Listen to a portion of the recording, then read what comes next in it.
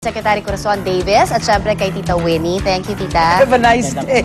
Samantala, unang balita na po tayo.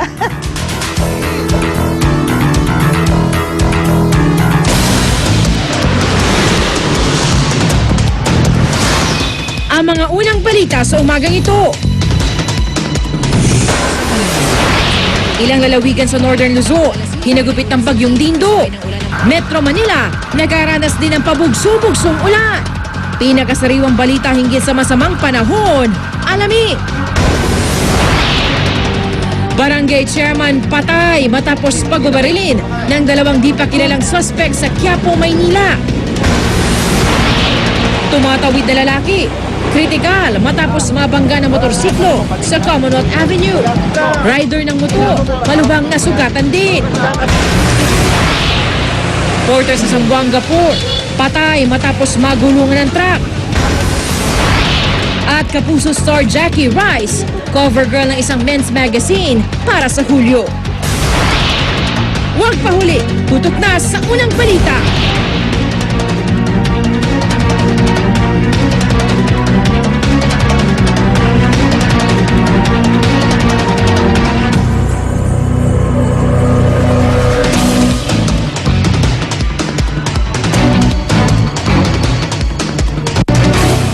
Nakatutok pa rin GMA News para itid sa inyo ang pinakasariwang balita. Kaugnay po ng bagyong Dindo, gayon din sa ulan sa Kamaynilaan, nadala naman ang hanging habagat. Nagbabantay po sa Maynila si Ivan Mayrina, nasa Marikina naman si Jay Sabale. Ulat naman si Susan Enriquez sa Barangay Bagong Silangan sa Quezon City. Nasa Dagupan naman si Peha Lagaw ng GMA Dagupan.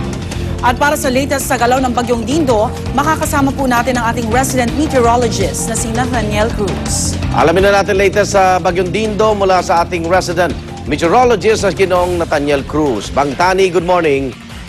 I am ready. Serbisyong totoo ng GMA News.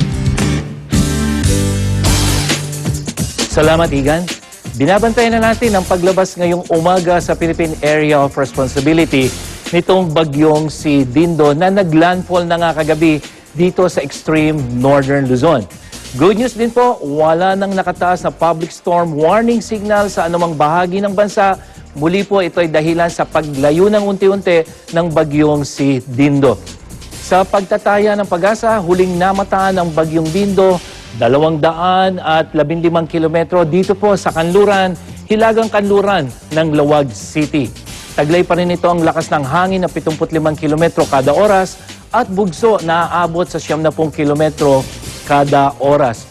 Patuloy itong kumikilos pa Kanluran, Hilagang Kanluran sa bilis na 19 na kilometro kada oras. Dito sa ating storm track ay makikita po ninyo na nasa may West Philippine Sea na ang sentro ng bagyong si Dindo. At kung hindi po magbabago ang galaw nito, ay inaasahang lalabas na ito ng PAR o Philippine Area of Responsibility mamayang alas 8 ng umaga at tatahakin ito ang direksyon papunta naman dito sa may southern China. Pero habang papalayo ang bagyong Dindo, lalo naman itong hinahatak at pinalalakas itong hanging habagat na siyang nagdudulot ng mga pagulan dito sa kanlurang bahagi ng Visayas at dito rin po sa kanlurang bahagi ng Luzon. Kasama na dyan ang Metro Manila. Bukod dito, mayroon na naman pong bagong namumuong sama ng panahon na ating binabantayan at ito ay nasa may timog silangang bahagi ng Mindanao. Malayo pa po ito sa Philippine Area of Responsibility, pero dahil nasa dagat po ang tatahakin nito, papalapit ito sa ating bansa, ay malaki po ang posibilidad na ito ay maging isang ganap na bagyo at yan ay tatawagin nating Enteng. At para naman sa mga kababayan nating mamamasyal ngayong weekend, asahan po ninyo na magiging maulan. Kaya ihanda pa rin ang inyong mga payong, kapote at bota. Makikita nyo po, bukas Sabado hanggang Linggo ay may mga pagulan tayo, mataas ang posibilidad. Pero pagdating ng Lunes at Martes, bahagyang makikita natin yung araw.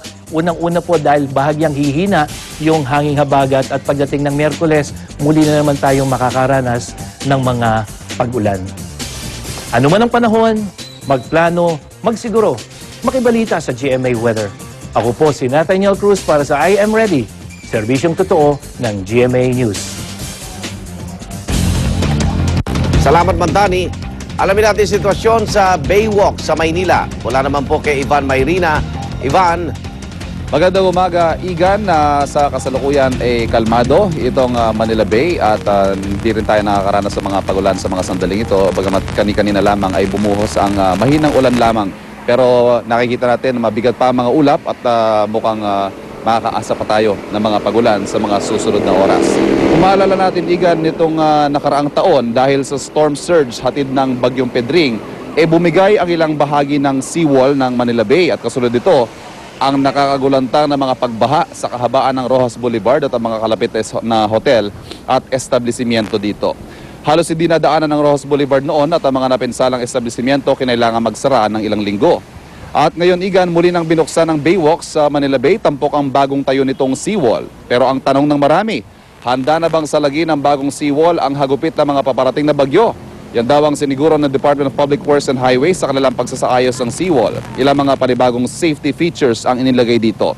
Batay sa blueprint ng Department of Public Works and Highways, nilagyan na ng wave deflector ang seawall para mas madaling salagin sa mga alon. At kapag tumaas ang volume ng ulan at bumaha sa Baywalk, ay may mga drainage line na sumasalo sa tubig. Higit sa lahat, pinagbuti pa ang structural integrity nito. Kapansin-pansin, Igan, na mas malapad at mas makapal ito kaysa dati. Ang taas nito mula 60 centimeters, ginawang 80 centimeters. At ang lapad nito mula 80 centimeters, ginawang 120 centimeters. Buong 1.35 kilometers ng Baywalk ang inayos at mas pinatibay din daw ang pundasyon nito sa pamamagitan ng tinatawag na rock armor para sumalag sa mga storm surge. At ang magandang balita pa, bukod sa pagsaayos ng seawall ay may plano ring inilatag para sa isang Fisherman's Wharf kung saan may mga itatayong kainan at gayon din ang mga playground para sa mga mag-anak na namamasyal dito sa Baywalk. Ngayon, balikan natin yung tanong. Ito bang bagong seawall na ito ay magiging sapat ang tibay para sa mga susunod pang bagyo? Abangan, malalaman natin yan. Samantala, puntahan muna natin si Susan Enriquez na nasa Bagong Silangan. Susan. Ivan, umuulan ngayon dito sa ating inalalagyan sa Barangay Bagong Silangan dito sa Quezon City at nakikita natin madilim pa rin yung kalawakan, nagbabanta pa rin yung pagbuhos ng ulan kaya naman puspusan pa rin ang paghahanda ng ating mga kababayan dito sa Barangay Bagong Silangan. Ito bagamat wala namang itinaas na storm signal dito sa Metro Manila dahil dito sa Bagyong Sidindo, pero ganun pa man ay naghahanda itong ating mga kababayan dito sa Barangay Bagong Silangan dahil nga dito sa habagat na nagdudulot naman ng tuloy-tuloy na pag-ulan. At isa sa mga pinapangambahan po dito sa Barangay Bagong Silangan ay ang pagtaas ng tubig sa ilog na siyang nagdulot po ng pagkasawi ng mahigit 100 katao dito sa kanilang lugar nung kasagsagan ng Bagyong Ondoy. Kaya po ngayon makakausap natin si Barangay Captain Crisel Beltran, siya po yung dito sa Bagong Silangan. So Kapitan, mayroong bagyo pero hindi nakataas yung storm signal sa Metro Manila pero may mga pag-ulan tayo. Anong mga paghahanda nyo kapag kahugan nito na may mga pag-ulan, malalakas na pag-ulan? Opo, bali kahit wala pa po yung ulan, bali yung mga tao po namin na tinalaga para sa rescue team ay 2 times sa 2 times a month na nag-aano po talaga sila na nagti-training and seminars. Then ayan po, kagaya niyan, nakikita niyo po na andyan po yung mga tao namin, kahit mahina pa lang po yung ulan, ay talaga pong nagti-training na po sila para at least kung dumating man po yung sakuna or meron man na tayong dapat na ay nandyan po sila para tumulong. Paano niyo po inaalerto yung mga kababayan natin dito para kung kinakailangan agad silang lumikas dahil nagkaroon ng biglaan pagtaas ng tubig sa ilog? Yeah. May announcement na po kaagad kami. Yung pong sasakyan na ibinigay sa amin ni Mayor ay umiikot na po yan para mag-announce na umakyat na kayo, magsilikas na. At gumagamit din po kami ng megaphone para mapuntahan po namin yung lahat ng area na kung saan ay talagang mababang lugar at binabaha po. Pagkatapos